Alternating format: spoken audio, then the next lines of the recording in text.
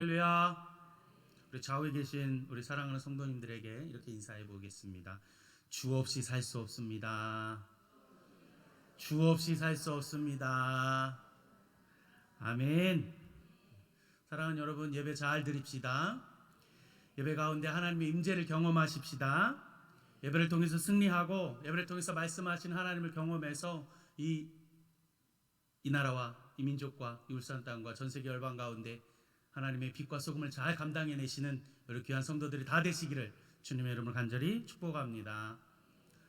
오늘은 여호와께 복 받은 자, 여호와께 복을 받은 자라는 제목으로 복 받은 사람 시리즈 계속해서 한번 살펴보도록 하겠습니다. 여러분, 지난주에 이삭을 살펴봤는데 이삭이 별반 다른 스토리가 없다 그랬잖아요. 이삭은 좀 조용한 사람이다, 그렇죠? 묵묵한 사람이고 특별히 뭐 없습니다. 근데 제일 장수했어요. 근데 한 명의 아내와 아주 아름다운 가정을 가장 오래 살은 사람, 그리고 100배의 축복받았다 그랬잖아요. 100배. 시점을 기억나시죠? 뭔 말인지 지난주 오후에 안 오셨으니까 모르시는 거예요. 100배의 축복을 받았어요. 그 이유가 뭐라 그랬어요? 순종했어. 그랬습니다. 또 뭐라 그랬어요? 인내함으로. 여러분, 십자가 고난이 없으면 부활의 영광이 없습니다. 여러분, 그리고 뭐라 그랬어요? 말씀을 사모했다 그랬어요. 말씀을 사모. 하나님 말씀 묵상하고 하나님 말씀 통독하고 계속 하나님 말씀 사모하는 여러분 되시기 바랍니다. 여러분 지금 달력 신명기를 가고 있어요. 포기하지 마시고 신명기 오고 있어요. 하나님 말씀 계속해서 사모하시기 바래요. 오늘은 지난주와는 다른 관점에서 오늘 이삭을 좀 살펴보려고 그래요. 이삭이 오늘 여호와 하나님께 복을 받은 자다 그랬어요.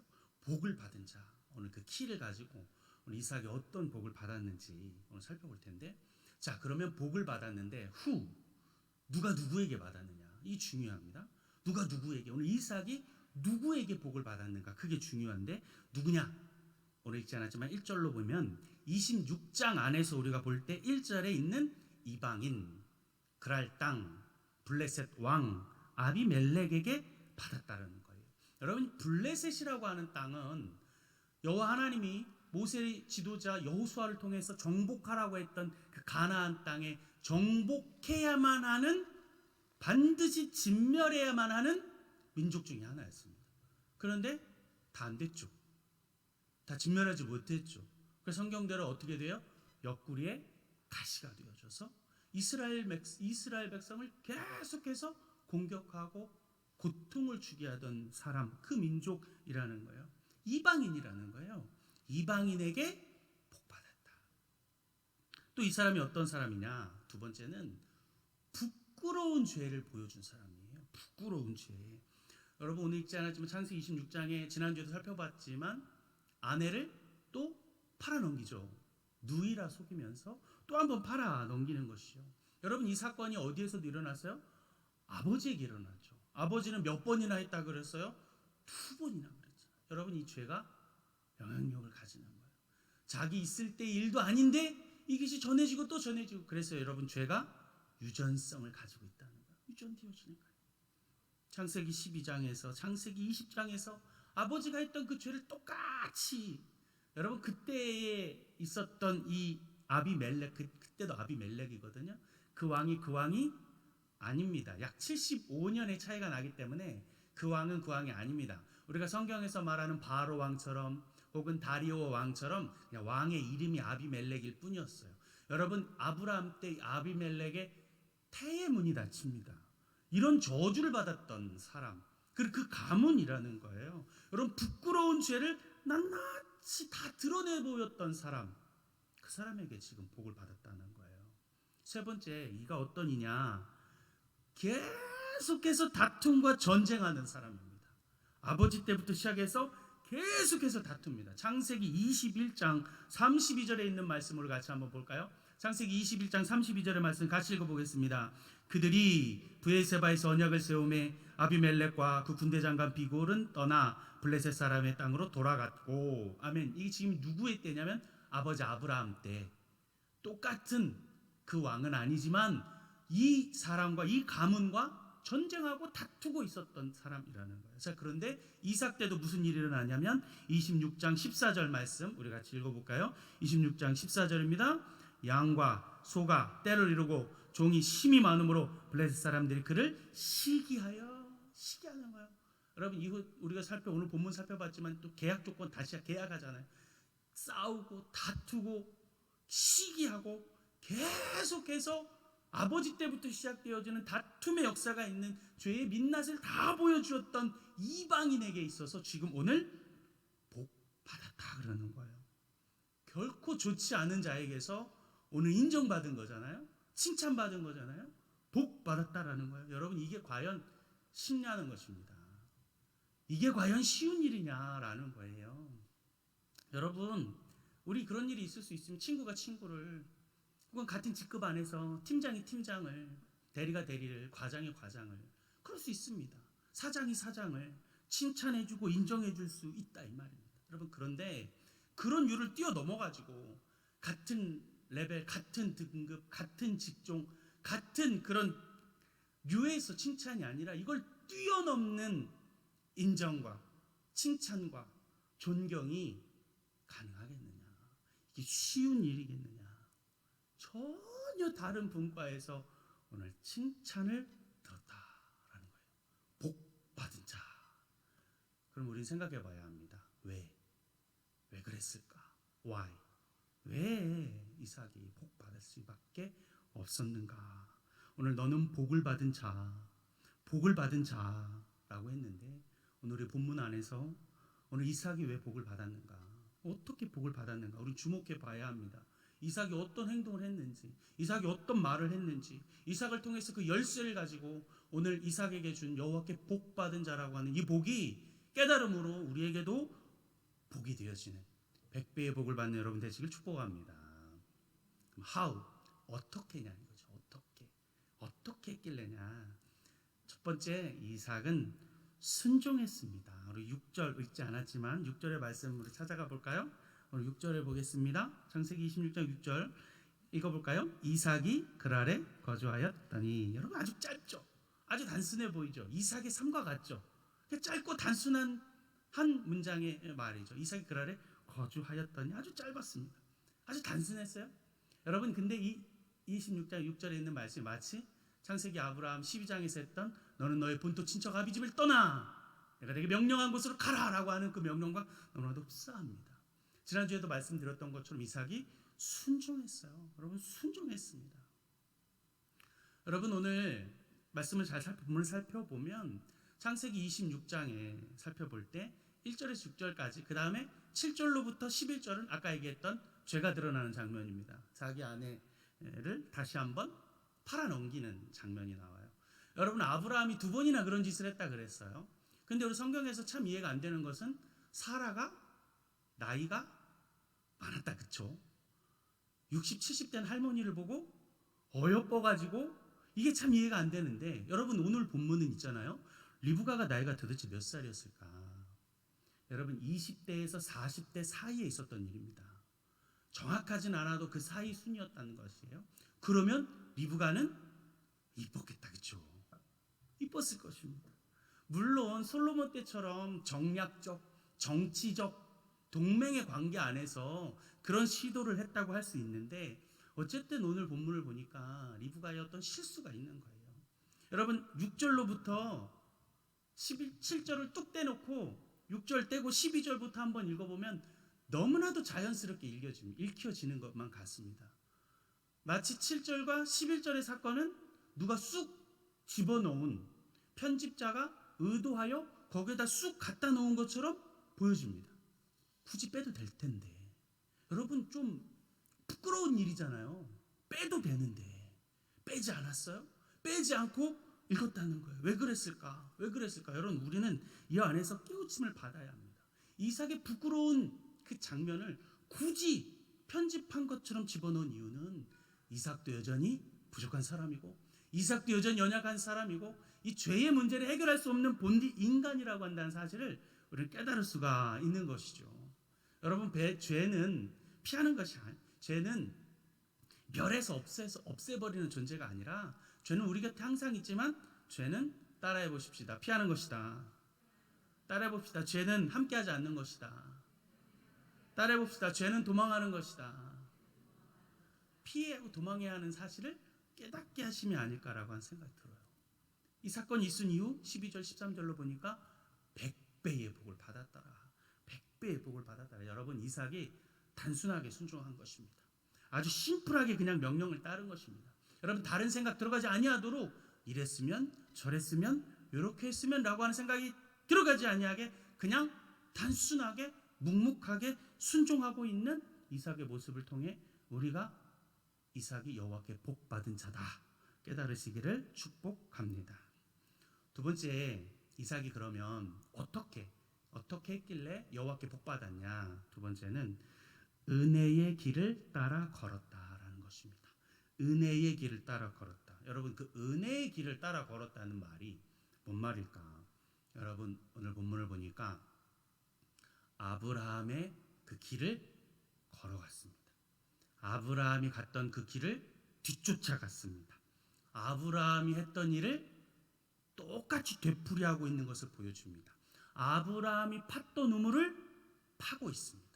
아브라함이 팠던 그 우물을 또 파고 있는 이삭을 볼 수 있습니다. 오늘 성경 같이 보겠습니다. 성경 15절, 우리 읽지 않았지만 15절부터 우리 같이 볼까요? 26장 15절에 이렇게 기록되어져 있어요. 그 아버지 아브라함 때에 그 아버지의 종들이 판 우물을 막고 흙으로 메웠더라. 그 아버지가 팠던 우물을 팠다는 말입니다. 그 밑으로 내려가서 18절의 말씀에 이렇게 기록되어져 있습니다. 그 아버지 아브라함 때 팠던 우물을 다시 팠다 그랬습니다. 19절도 보겠습니다. 이삭의 종들이 골짜기를 파서 샘 근원을 얻었습니다. 아브라함 것은 아니지만 또 우물을 팠다 그럽니다. 21절을 읽어보겠습니다. 또 다른 우물을 팠더니 가서 또 우물을 파기 시작합니다. 22절도 보겠습니다. 이삭이 거기서 옮겨 다른 우물을 팠더니 계속 우물을 팝니다. 또 파고 또 파는데 25절 마지막으로 우물을 파는데 중간쯤에 이삭의 종들이 거기서도 우물을 팠더라. 우물을 파고 있습니다. 아브라함이 팠던 우물을 또 계속해서 찾아가서 파기 시작합니다. 아브라함이 걸었던 그 길을 계속해서 걸어가기 시작합니다. 아브라함이 갔던 그 길을 계속해서 가고 있었습니다. 여러분, 왜 이렇게 우물을 팠을까요? 왜 이렇게 우물을 다니는 곳마다 여러분 우물을 왜 팠겠습니까? 이들의 정체에 있어요. 여러분, 이들이 무슨 정체를 가지고 있는 사람입니까? 이들이 뭐 하는 사람들이에요? 유목민입니까? 여러분, 유목민이니까 물이 중요한 거예요. 여러분, 양치는 사람들에게서 제일 중요한 물이잖아요. 꼴과 초와 물, 그 우물을 찾아서 계속 이동하는 거예요. 여러분, 그러니까 이들에게 있어서 제일 중요한 게 물이란 말입니다. 우물. 서울신학대학교에 임미영 교수님이라는 분이 있어요. 고고학자신데 이분이 성서 고고학을 연구하신 분이에요. 고고학적으로 여러분, 고고학이 있고 성서 고고학이 따로 있거든요. 이 고고학적으로 어떤 증거들이 발견되기 시작했냐면, 우리가 알고 있는 유프라테스 티그리스 강에 있는 아브라함과 욥의 고향이었던 우르와 우스 지역에 문명이 발달하기 시작했는데, 그 강을 따라서 아브라함이 올라갔잖아요. 아브라함 본토 친척 아비집을 떠나서 어디까지 올라가요? 저 위에 하란이라는 곳까지 가잖아요. 고고학적으로 이곳을 다 증명되어지기 시작했는데, 어떤 발견이 났냐면, 이들이 유프라테스 티그리스 지역부터 저 위쪽으로 물을 찾아서 이동한 흔적들의 고고학적 증명이 나타났습니다. 여러분, 그러니까 아브라함이 물론 하나님의 명령을 따라서 본토 친척 아비집을 떠나서 하란을 간 것도 맞지만 물을 찾아 이동하고 있었다는 말입니다. 물을 찾아가 끊임없이 우물을 찾아서 이동하고 끊임없이 우물을 찾아 다녔습니다. 그때 아버지 아브라함을 따라 우물을 파고, 우물을 파는 방법, 어떤 지리, 어떤 지질학적 위치에서 어디를 파고 들어가야 하는지 이삭이 아버지를 통해 우물 파는 법을 배웠다는 것이죠. 또 그리고 자기의 방법을 또 키워나갔다는 것입니다.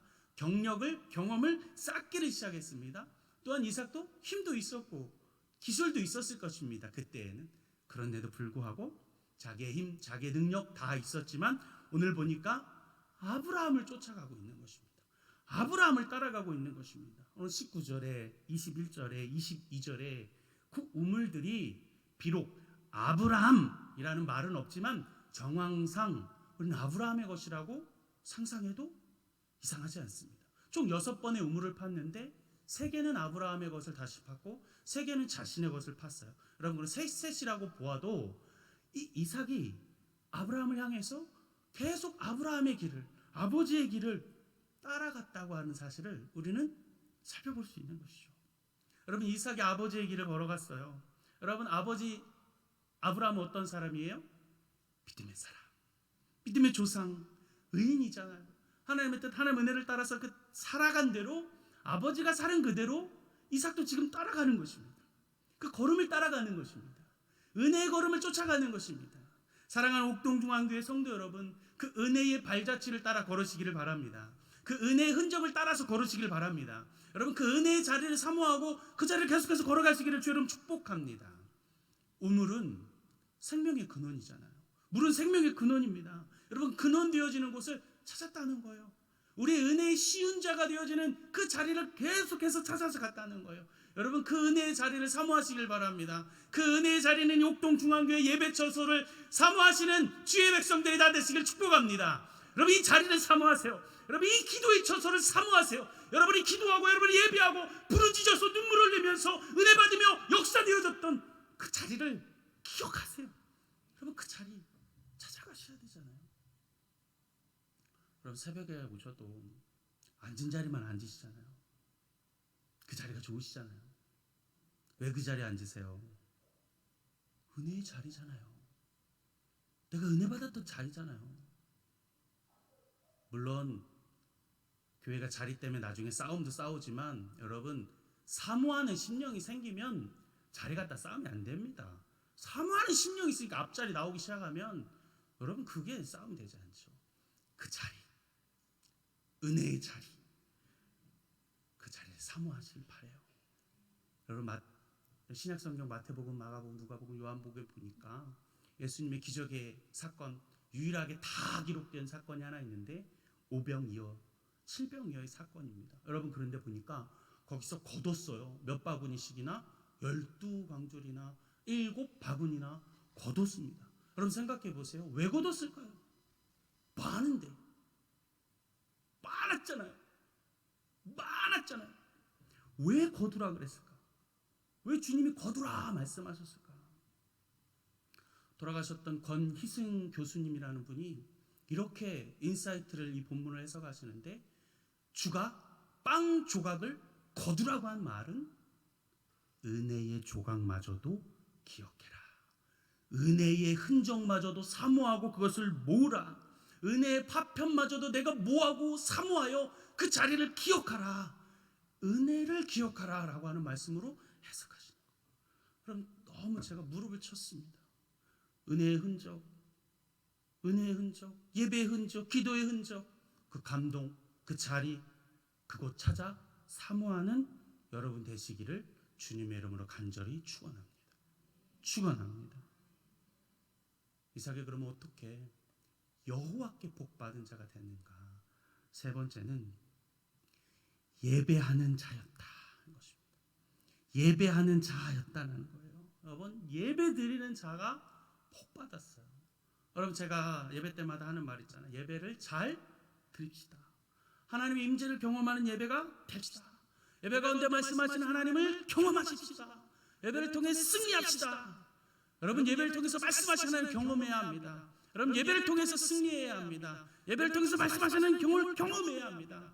예배가 최우선이 되어야 합니다. 예배가 최고의 방법이 되어야 합니다. 예배가 최선이 되어야 합니다. 할렐루야, 아멘. 예배밖에 없습니다. 예배가 최고여야 하고 최우선이어야 하고 최선이 되어야 하는 것입니다. 여러분, 아브라함이 예배했습니다. 창세기 21장 32절 33절 말씀 우리 같이 읽어볼까요? 함께 읽습니다. 그들이 브엘세바에서 언약을 세우매 아비멜렉과 그 군대 장관 비골은 떠나 블레셋 사람의 땅으로 돌아갔고, 아브라함은 브엘세바에서 에셀나무를 심고 거기서 영원하신 여호와 이름을 불렀으며. 여러분, 성경에서 여호와 이름을 불렀다, 혹은 제단을 쌓았다, 혹은 제사를 지냈다, 이 말은 희생 제물을 통하여 피를 흘려서 하나님께 나갔단 말입니다. 희생 제물 어린 양 대신 예수 그리스도를 잡아 그 보혈을 통과해서 여호와 하나님 앞에 나아갔다라는 말입니다. 다시 말하면 예배드렸다는 말입니다. 예배드렸다는 말입니다. 오늘 이삭이 예배드립니다. 26장 25절 오늘 본문 25절의 말씀이죠. 이삭이 그곳에 제단을 쌓고 여호와의 이름을 부르며 거기 장막을 쳤더니 이삭의 종들이 거기서도 우물을 파더라. 거기서도 우물을 파더라. 아브라함이 가서 예배드렸던 그곳에 또 가서 아브라함과 같이 또 하나님 앞에 예배하고 있더라. 이삭이 예배를 드리고 있다. 여러분, 예배를 드렸기에 이삭이 복받은 자라고 오늘 인정받고 칭찬받고 그렇게 여겨진 줄 믿습니다. 이삭이 복받은 이유이죠. 복받은 이유. 여러분, 복을 받았다. 이방인에게 있어서 복받았다. 여러분, 이 말씀은 제가 선교사로 살아가면서 저에게 강력하게 준 메시지였어요. 방글라데시에서 선교사로 살면서 나는 내가 이방인인데 나는 이방인인 저들에게서 인정받은 자냐. 나는 내가 나와 함께 일하는 자로서 복받은 자로 살아가냐. 나는 나와 함께 일하는 여러 스태프들과 함께서 나는 복받은 자냐. 현지 목회자에게 있어서 나는 복받은 자로 살아가냐. 같이 일하는 선교사들과 함께 나는 복받은 자냐. 복받은 자냐. 여러분, 제가 선교지에 있으면서 참 많은 해프닝이 있었어요. 전에 한번 자동차 사건을 얘기 들었던 것 같고, 자전거를 타고 가는 데 있잖아요. 제가 등치가 크잖아요. 그럼 보통 제가 좀 잘못을 해도 외국인이면 잘 시비를 잘 안 걸거든요. 근데 이상하게 이 사람이 나를 눈을 부라리면서 막 삿대질을 해가면서 막 내가 키도 큰데 막 그러는 거예요. 그래서 뭐 어쩔 수 있겠습니까? 근데 그때는 언어가 안 돼가지고 말을 못 하잖아요. 여러분, 말을 잘 못하면 무슨 언어가 튀어나오게요? 모국어가 튀어나오거든요. 야, 이 10원짜리, 20원짜리, 30원짜리, 50원짜리, 60원짜리, 100원짜리 막 외국인인데 보통 안 그러는데 막 나를 눈을 부라리면서 막 자전거 타고 여기를 딱 내려오는 순간 내가 달려들 것 같은 거예요. 내리는 순간 죽겠구나. 큰일 나겠다. 내가 이거를 탁 하는 순간 이 될 것 같은. 야, 20원짜리, 30원짜리 이렇게 가는데 참 되게 많이 했거든요. 주여, 내가 뭐한 짓입니까? 여러분, 제 딸이 저를 보면서 아빠 무서워. 많은 해프닝들 속에서 우리 선교사님 저한테 그러시더라고요. 욕할 뻔한 나의 민낯을 보여주시는 주님의 은혜다. 내 민낯이 다 드러나는 거예요. 주님의 은혜다. 나는 목사로 어떻게 비춰집니까? 옥동중앙교회 목사니까 그냥 목사님 하지만 내 모습이 어떻게 비춰져 나는 복을 받은 자로 나는 인정되고 살아가고 있는가? 예수를 알지 못하는 수없이 많은 사람들에게서 내가 목사라고 하는 것이 증거되어졌을 때 그들의 반응이 무엇일까? 나는 목사로서, 나는 그리스도인으로서 나는 복받은 자로 살아가는가? 목사가 저래야지 라고 하는 말을 나는 지금 듣고 사느냐? 여러분, 요즘은 다 차를 가지고 다니시잖아요. 제 목요 후배 가운데 제자 훈련했던 후배가 이런 얘기를 해주는 거예요. 그 친구가 차를 샀어요. 차 운전을 참 못해요. 내가 옆에 타는데 내가 불안해가지고 이렇게 하고 다닐 정도였으니까 너무 운전을 못해요. 그 친구 차가 레이였거든요. 레이는 경차. 이 조그만 거 이렇게 타고 가는 거예요. 근데 이 친구가 어느 날 저한테 이렇게 얘기해, 목사님 큰일 났어요. 하면서 얘기해 주는데 꽁 부딪힌 것 같아요. 앞차를 이렇게 꽁 팍 아니고 퐁 부딪힌 거예요. 그래가지고 내려서 봤는데 이 친구 차가 뭐라고요? 레이는 경차. 근데 앞에 차를 딱 봤는데 BMW 외국차인 거야. 그래가지고 이 친구가 무릎을 꿇고 상상되시죠? 무릎은 안 꿇었고 그냥 넙적 엎드러지더래요. 막 넙적 엎드러지. 앞에 있던 엘레강스한 어떤 한 귀부인 같은 분 다 보시더니 괜찮네요. 그냥 가세요. 어이구. 여러분 졸리시니까 이렇게 얘기를 하는 거예요. 여러분 이해 가셔? 여러분 사고 한 번도 안 나보신 것처럼 지금 이게 와, 나는 그럴 수 있을까? 제가 청년 시절에 한 목사님 부흥에 오셨어요. 참 인상 깊어서 저는 아직 그분 이름을 기억하고 있어요. 안산 빛나교회 유재명이라고 목사님이었어요. 참 작은 거인처럼 말씀 너무 잘 전해주셨어요. 설교 준비하다가 다시금 찾아봤더니 위임 목사가 새로 온 것 같은데 그 아들 이름이 똑같은 유씨더라고요. 그래서 제발 교회 세습은 아니기를 간절히 빌고 또 빌었습니다. 근데 그분이 어떤 부흥에 오셔 무슨 설교를 하셨냐면 이분이 차를 몰고 가는데 사고가 탁 난 거예요. 목사님 차고 타에 누가 꽝 부딪혔어. 딱 보니까 좀 상하긴 상했어. 근데 왜 그런지 모르겠대. 근데 이런 말이 하고 싶으더래. 무슨 말? 그냥 가세요. 이 말이 하고 싶으더래. 자기도 모르겠대. 근데 이 말이 훅 튀어나왔어. 그냥 가세요. 괜찮습니다. 사람 안 다쳤으면 됐죠. 그냥 가세요. 그렇게 사건 있고 이제 다시 길을 가고 있었어요. 왜 그 말이 그 입을 통해서 튀어나왔는지를 깨달으셨는데 뒷자리에 앉아있던 아들이 탁 한마디를 하는 거예요. 뭐라 그럴게요? 그래야 목사지. 아들이 그랬다는 거예요. 그 말에 이유가 있었다, 그렇죠? 이 말이 입속에서 튀어나왔던 이유가 있었어요. 그래야 목사지. 여러분 사고 나면 여러분 반응이 뭡니까? 다 문을 열자부터 우리의 반응인데 나는 그럴 수 있을까? 나는 그럴 수 있을까? 사랑하는 여러분, 우리는 복받은 자로 살아가고 계십니까? 복받은 자로 살아가고 있느냐 하는 말씀입니다. 말씀 정리하겠습니다. 오늘 이삭이 복을 받았다 그랬습니다. 복받은 자.